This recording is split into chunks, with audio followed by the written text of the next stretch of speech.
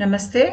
आज के वीडियो में मैं नील सरस्वती देवी के साधना के बारे में बताऊंगी। इसके वजह से हमें क्या ऐसी क्षमता आ जाती है जो पहले नहीं थी। कैसे ये हमारी सहायता करेगी आध्यात्मिक जागरण की तरफ ले जाने के लिए।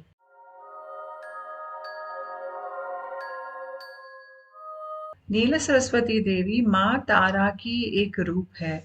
मैंने पहले दश महाविद्या प्ले सीरीज फोल्डर में माँ तारा के ऊपर मैंने विवरण दिया है, वो वीडियो देखिए। आपको समझ में आ जाएगा कि माँ तारा कैसी हमारी सहायता करती है जब हमारे शरीर में कुंडलिनी या आध्यात्मिक जागरण शुरू होता है। तो यहाँ पर नील सरस्वती के रूप में आपको माँ तारा दिख रही है। ऐसे जो लोग हैं जिनको आध्यात्मिक ज्ञान की प्राप्ति करना है और ये ज्ञान बहुत ऊपरी स्थायी यानी कि अनकॉन्शियस माइंड में रहता है, ये आसानी से हाथ में नहीं आता है जब हम नीचे चक्र से काम कर रहे हैं। ऐसे ज्ञान प्राप्ति के लिए हमको नीला सरस्वती माँ की सहायता हम ले सकते हैं, क्योंकि ऐसे ज्ञान हमारे हाथ तब आती है जब हमारे शरीर में कुंडलिनी या आध्यात्मिक जागरण शुरू होता है। जब ऐसा जागरण हमारे शरीर में होता है तो हमारे शरीर के अंदर प्राण का बहाव रीढ़ के हड्डी के अंदर से नहीं तो साइड से भी, दोनों साइड से भी ऐसा हमको सर में जाता है और यहाँ पे हमारी अनकॉन्शियस माइंड रहता है।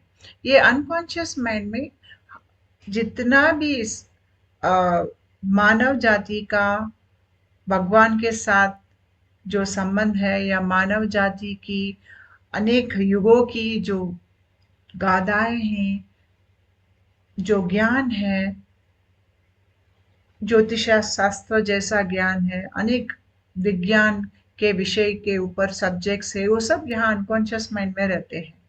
और जब हमारा प्राण का बहाव अनकॉन्शियस माइंड तक जाता है यानी कि तीसरी आंख तक आकर ऊपर जाता है, यहीं पे हमारा तीसरी आंख खुल जाता है और जो अनकॉन्शियस माइंड में जो ज्ञान है वो सब हमको समझ में आने लगता है।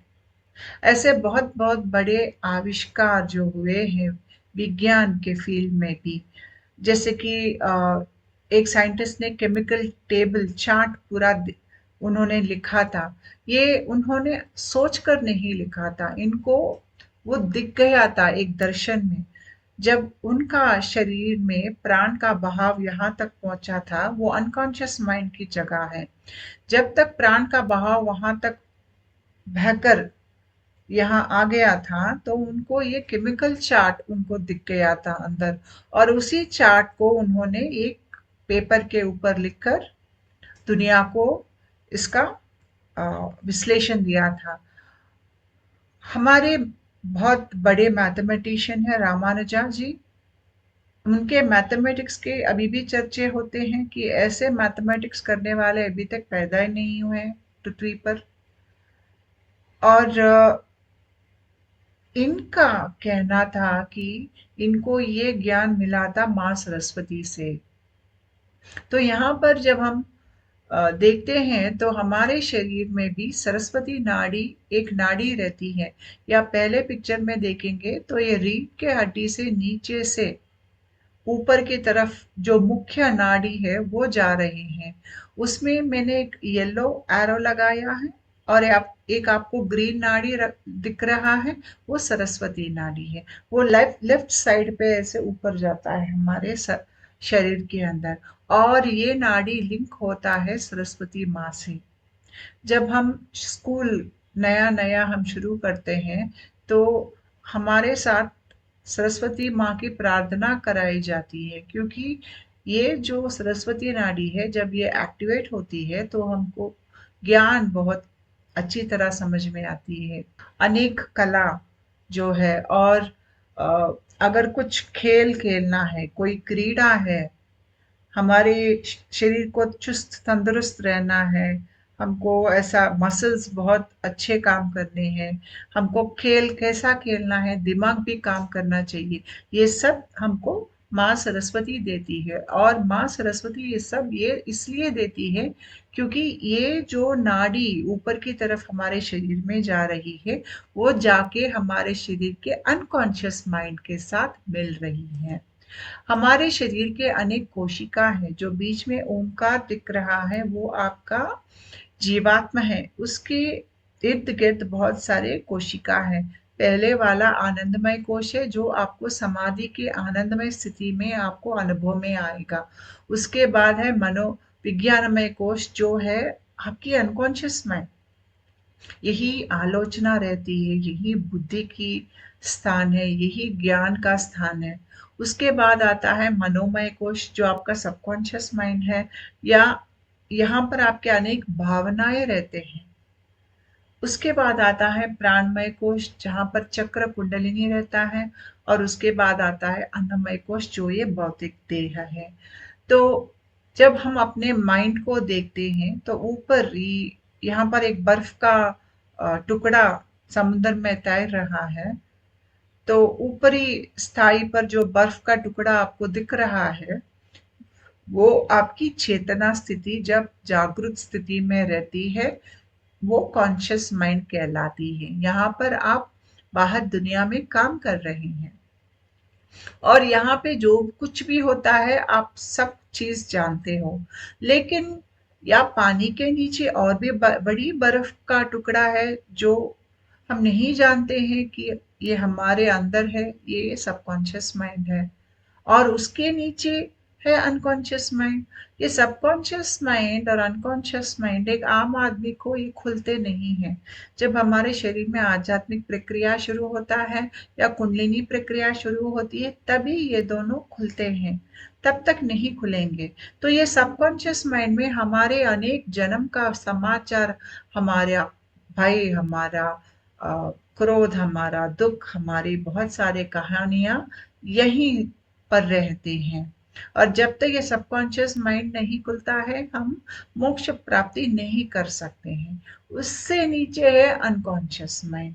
ये अनकॉन्शियस माइंड में समिष्ट स्थाई पर जो पूरे मानव जाति के अनेक गाथाएं हैं, कला है, ज्ञान है, विज्ञान है, दैविक रूप जो है, सब यहीं पे रहते हैं। और जब हमारे प्रक्रिया में ये सबकॉन्शियस और अनकॉन्शियस खुल जाता है, यहाँ पे सबकॉन्शियस माइंड हमारा मनोमय कोश है, अनकॉन्शियस माइंड हमारा विज्ञानमय कोश है। जब ये दोनों खुल जाते हैं तो हमको पूरी जिंदगी समझ में आ जाती है, और हमें अनेक सिद्धियां मिलती है, और हम मोक्ष प्राप्ति कर लेते हैं। तो ये अनकॉन्शियस माइंड में रहता क्या है, अभी वो हम देखेंगे। तो हम अनकॉन्शियस माइंड में अगर देखेंगे तो आपको पूरे जो गाथाएं हैं, हमारे जो पुराण हैं, सब वहीं से आते हैं। ज्योतिष शास्त्र, टैरो कार्ड्स, हम अनेक जानवर के चिन्ह देखते हैं, सपने में अनेक चिन्ह देखते हैं, मार्मिक चिन्ह जो हम तीसरे आंक में देखते हैं, वो सब अनकॉन्शियस माइंड में रहते हैं। जब हमारे शरीर का प्राण ऊपर की तरफ आकर यहाँ तक आता है, तो ये सब आपको तीसरी आंख में दिखने लगेगा, नहीं तो सपने में दिखने लगेगा, नहीं तो ऐसे ही आपके सर में डाउनलोड्स आ जाएंगे। बहुत सारा ज्ञान के संबंधित विषय आपके सर के अंदर आ जाएंगे। आपको साइकोलॉजी समझ में आ जाएगा, पैरासाइकोलॉजी समझ में आ जाएगा, मंत्र समझ में आ जाएंगे। आपको तंत्र विद्या कैसे करते हैं, किसी को आकर आपको बताने की जरूरत नहीं है, आप खुद जान जाएंगे कि सब कुछ कैसा करना है। क्यों? वो सब समाचार वहां पे रहता है। हमारे अंदर की क्रिएटिविटी जाग जाती है। अब हम कविता लिखने लगते हैं, पेंटिंग करने लगते हैं, हम बहुत ही ज्ञान पूर्वक बात करने लगते हैं। हमको एक दैविक संबंध बन जाता है दैविक लोगों के साथ। और मुख्य रूप से यहाँ पर हम जब पहली बार हमारा प्राण का बहाव अनकॉन्शियस माइंड के अंदर जाता है, तब हम घोड़े मुख वाले देवता को देखना शुरू कर देंगे। सबसे पहले हयग्रीव स्वामी, जो तंत्र विद्या के गुरु है, और वो माँ सरस्वती के भी गुरु है। ऐसे ही नहीं, हम अश्विनी देवता को भी देखेंगे। और यहाँ क्योंकि अश्विनी देवता हमारे ज़िंदगी में आएँगे, आपको कभी-कभी सोते वक़्त रात सपने में या शायद आपको रात सोते वक़्त आपको अश्विनी देवता आपके कमरे में आपको महसूस होंगे और वो आपके शरीर के ऊपर आकर वैद्य प्रक्रिया करेंगे। जिसकी वजह से आपको जन्म जन्मांतर की जो अ, व्यथा है या कुछ ऐसी शरीर में कुछ डिजीज है वो निकाल देते हैं। तो बहुत सारे लाभ ऐसे हैं जिसके वजह से हम अनकॉन्शियस माइंड तक जाते हैं, हमारे शरीर में जो प्राण का बहाव जाता है, तो इतना बहुत हम पा लेते हैं। लेकिन ये होता है एक आदमी के साथ जब उनके शरीर में कुंडलिनी या आध्यात्मिक जागरण शुरू होता है। लेकिन अगर सोचो कि ये आदमी है, एक आदमी जिनके शरीर में अभी तक आध्यात्मिक या कुंडलिनी जागरण शुरू नहीं हुआ है, लेकिन उनको अनकॉन्शियस माइंड के साथ कनेक्ट करना है, तो वो कैसे करेंगे? क्योंकि उनके कुंडलिनी सो रही है मूलाधार चक्र में, और मूलाधार चक्र से अगर देखेंगे तो अनकॉन्शियस माइंड यहाँ पे रहता है। नीचे से यहाँ तक आकर यहाँ जो अनकॉन्शियस माइंड है, उसको कैसे हाथ में लेंगे हम? बहुत मुश्किल काम है वो। इसीलिए यहाँ पर अगर किसी को इस तरह, जिनके शरीर में अभी तक आध्यात्मिक जागरण शुरू नहीं हुआ है, उनको अनकॉन्शियस माइंड में जो नॉलेज है अगर उनको चाहिए, तो वो कैसे लेंगे? माँ नील सरस्वती के साधना से ले सकते हैं। माँ नील सरस्वती, अगर उनका रूप देखेंगे तो वो नील रंग का रूप है। यानी कि नील रंग आकाश का रंग होता है और आकाश अनंत होता है। नील रंग आकाश का असली रंग नहीं होता है। जब सूरज की रोशनी पड़ती है तो वो नील रंग में दिखता है, नहीं तो आकाश का रंग काला होता है। काला अनंत का चिन्ह होता है। और कालेपन को दो जो नजदीक नजदीक रंग जो आता है वो नील रंग होता है। और नील रंग ज्ञान का चिन्ह होता है, अनंत का चिन्ह होता है, और स्वस्थता का भी चिन्ह नील रंग होता है। और सरस्वती नाड़ी जो है वो जाके अनकॉन्शियस माइंड के साथ मिलती है। अनकॉन्शियस माइंड यहाँ बुद्धि चक्र के ऊपर, यह अनकॉन्शियस माइंड है। जब हमारी चेतना स्थिति वहां तक आ जाती है, तब हमको अनकॉन्शियस माइंड में जो ज्ञान है वो ज्ञान हमारा हाथ में आने लगता है। हम अंतर्दृष्टि यूज कर सकते हैं। हमको इंट्यूशन, हमको अंदर से हमको गाइड करता है, और हमारे अंदर ज्ञान बहुत ज्यादा बढ़ जाता है। ये सहज ज्ञान है, ये अपने आप में आता है। आपको गुरु के दर्शन हो जाते हैं, दिव्यात्मा का दर्शन हो जाता है, भगवान के अनेक रूप समझ लेते हैं, उनको देखते हैं, उनके साथ बात कर सकते हैं। ये सब यहीं से होता है। माँ नील सरस्वती के हाथ में देखेंगे तो कपाल होता है, एक खड्ग होता है जो हमारी अहंकार का वो नाश करती है, और हमारे अंदर एक प्यूरिटी जो है, पवित्रता जो है वो भरती है, और हमें मोक्ष दिलाने वाली शक्ति माँ नील सरस्वती है। तो माँ नील सरस्वती का ये सरस्वती नाड़ी के साथ संबंध होता है। जैसे कि सरस्वती देवी का होता है, नील सरस्वती का भी इसी नाड़ी के साथ संबंध होता है। और जितना भी मैं ये प्रक्रिया को समझती हूँ, हमारे शरीर में वेगस नर्व एक एक नर्व है जो लेफ्ट साइड ऐसे कान में जाकर सर के अंदर जाता है। तो ये वेगस नर्व का जो पाथ है, इसको सरस्वती नाड़ी कुछ हद तक यूज करता है। इसीलिए जब इस पाथ से प्राण का बहाव ऊपर की तरफ जाता है, वो कैसे जाता है? जब आप नील सरस्वती का प्रार्थना करते हैं, उनका साधना करते हैं तंत्र मार्ग में, तो आपको कुंडली जागरण हुआ है नहीं हुआ है वो अलग बात है। अगर नहीं भी हुआ है तो फिर भी ये सरस्वती नाड़ी एक्टिवेट होकर उसमें से प्राण का बहाव ऊपर जाकर आप जहां पे हैं, वहां से आप अनकॉन्शियस माइंड को टैप कर सकते हैं।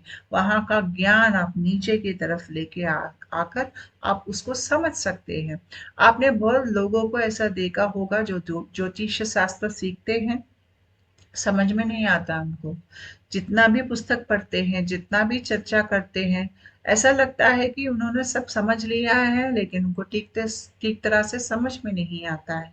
क्यों? ये ज्योतिष शास्त्र अनकॉन्शियस माइंड की सब्जेक्ट है। आपको अगर ज्योतिष शास्त्र अच्छी तरह से पकड़ में लेके आना है, तो आपकी शरीर में प्राण का बहाव को अनकॉन्शियस माइंड तक जाना होता है, और वो होता है नील सरस्वती के आशीर्वाद से। उनके साधना करने से एक ये होता है कि आप ज्योतिष शास्त्र सीख लीजिए और उनका साधना कीजिए, आपको ज्योतिष शास्त्र पे पूरी कंट्रोल आ जाएगा। आपको पूरी तरह से उसके हर एक चीज आपको समझ में आ जाएगी। और क्योंकि सरस्वती चलन यानी कि सरस्वती नाड़ी आपके शरीर में एक्टिवेट हुई है, तो कुंडलिनी जागरण भी होती है। क्योंकि जब कुंडलिनी जागरण होता है या आध्यात्मिक जागरण हमारे शरीर में होता है, तो उसमें सरस्वती नाड़ी की एक्टिवेशन होना जरूरी है। और सरस्वती नाड़ी में जब प्राण का बहाव जाता है, उसके बाद थोड़ा इस तरफ उस तरफ सूक्ष्म नाड़ी में भी प्राण का बहाव ऊपरी तरफ जाने लगता है। और यही आपको विश्व से डाउनलोड्स आना शुरू हो जाएंगे। बहुत सारा ज्ञान आपके अंदर आ गया होगा, बहुत सारे विषय पर आ सकता है। और ये ज्ञान आपने किसी पुस्तक से नहीं पढ़ा है, ये ज्ञान आपके अंदर आ गया है। जब हम नीचे चक्र में रहते हैं, तब तब हम ये ज्ञान को प्राप्ति नहीं कर सकते हैं। लेकिन जब हमारा सरस्वती नाड़ी उत्तेजित होता है, तो ये ज्ञान हम अपने हाथ में ले सकते हैं। अनेक विद्याएं, जैसे कि तंत्र विद्याएं, सब इसके साथ जुड़ी हुई हैं। सिद्धियां, ये सब अनकॉन्शियस माइंड के साथ जुड़ी है। और अनकॉन्शियस माइंड हमारे सपनों में कैसे आता है? अनकॉन्शियस माइंड हमारे सपने में एक अंधेरा आकाश जैसा आता है। शायद आपने कुछ मार्मिक चिन्ह देखा है, जैसे कि तीसरी आंख देखे होंगे, या कुछ ज्योमेट्रिकल साइंस देखे होंगे। अनेक मार्मिक यंत्र रहते हैं, या साइंस रहते हैं, मिस्टिकल साइंस जो रहते हैं, हम अपने तीसरे आंख में देखते हैं जब ये खुलता है। और ये सरस्वती नाड़ी एक्टिवेट होने की वजह से भी आपको ये सब आपके अंदर दिखने लगेंगे। और यहाँ पर आपको अनकॉन्शियस माइंड एक अंधेरा रात में बहुत सारे तारे हैं ऐसा दिखता है अनकॉन्शियस माइंड। जब मैंने माँ तारा का वीडियो किया था, तब मैंने ये डिस्क्राइब किया था कि स्वादिष्टान चक्र जो जल तत्व है, यही आपका सबकॉन्शियस माइंड है। और इसी सबकॉन्शियस माइंड में जब आपकी चेतना स्थिति रहती है, तो आपको जल के अनेक सपने दिखने लगते हैं। समुद्र का सपना, नदी का सपना, तालाब का सपना, पूरे पानी पानी का सपना।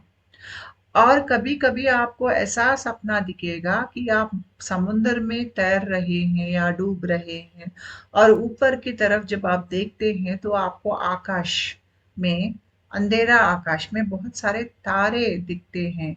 उसमें सबसे प्रकाशवान तारा होता है माँ तारा। और अनकॉन्शियस माइंड की माँ तारा जो नक्षत्र के रूप में रहती है, वहां से आपकी मार्ग का निर्देशन करके आपको मोक्ष की ओर ले जाती है। तो ये अनकॉन्शियस माइंड जो यहाँ पर रहता है, ऊपरी स्थाई पर यहाँ पर जो रहता है, ये यूनिवर्सल माइंड रहता है। और उसका छोटा टुकड़ा आपको स्वादिष्टान चक्र के ऊपर दिखता है। मैंने यहाँ पे फर्स्ट पिक्चर में 2 ऑरेंज एरोज लगाए हैं। जो दूसरी नीचे वाला ऑरेंज एरो है, वो अनकॉन्शियस माइंड का एक छोटा टुकड़ा यहाँ से भी आपको दिखता है।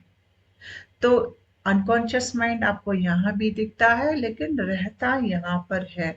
और हमको जो अंतर्दृष्टि मिलती है, जो हमारे अंदर एक भगवान के साथ लिंक जो बन जाता है, वो ये अनकॉन्शियस माइंड से बनता है। और जब अनकॉन्शियस माइंड से आपका लिंक हो जाता है, तो यहाँ पे जो भी चीज मैंने बताए हैं, ये सब या इसमें से कुछ आप अपने काबू में कर सकते हैं। आपको ये सृष्टि के साथ बात कर सकते हैं, सृष्टि से मैसेजेस पा सकते हैं। आप में अनेक सिद्धियां, जब आप ट्राई करेंगे तो अनेक सिद्धियां आपको आने लगेंगी। और ये सब हो रही है सरस्वती नाड़ी के एक्टिवेशन के वजह से। और सरस्वती नाड़ी एक्टिवेट हो रही है नील सरस्वती माँ के कृपा के वजह से।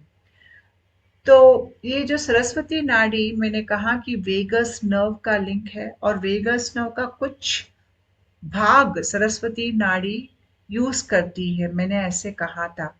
लेकिन ये जो वेंट्रल वेगस नर्व है, ये शंकिनी नाड़ी है, जो नीचे से शुरू होकर पेट के नीचे से लेफ्ट साइड में शुरू होकर ऐसे ऊपर की तरफ लेफ्ट ईयर में जाके सर के अंदर जाती है। और जब ये शंकिनी नाड़ी एक्टिवेट होती है, तो अकल्ट नॉलेज, गुह्य विद्या हमको ऐसे ही आ जाती है। हमको अनेक जो लोग हैं वो दिखने लगते हैं, सूक्ष्मयान कर सकते हैं, ये सब सिद्धियां यहीं से आती हैं। और सरस्वती नाड़ी जब एक्टिवेट होती है, तो थोड़ा पात ये वेगस नर्व का भी एक्टिवेट होता है। और जब ये सरस्वती नाड़ी एक्टिवेट आपके शरीर में होती है, तो आपको एक नीला सांप दिखता है। ये नील रंग अनकॉन्शियस माइंड के साथ जुड़ा हुआ है, इसलिए सरस्वती नाड़ी आपको नील रंग में दिखती है। और नील सरस्वती हमें अनकॉन्शियस माइंड की जो अनेक एबिलिटीज है, नॉलेज जो है, उसको आसानी से आपको वो सब आसानी से पाने की शक्ति आपको नील सरस्वती माँ से मिलती है। नमस्कार।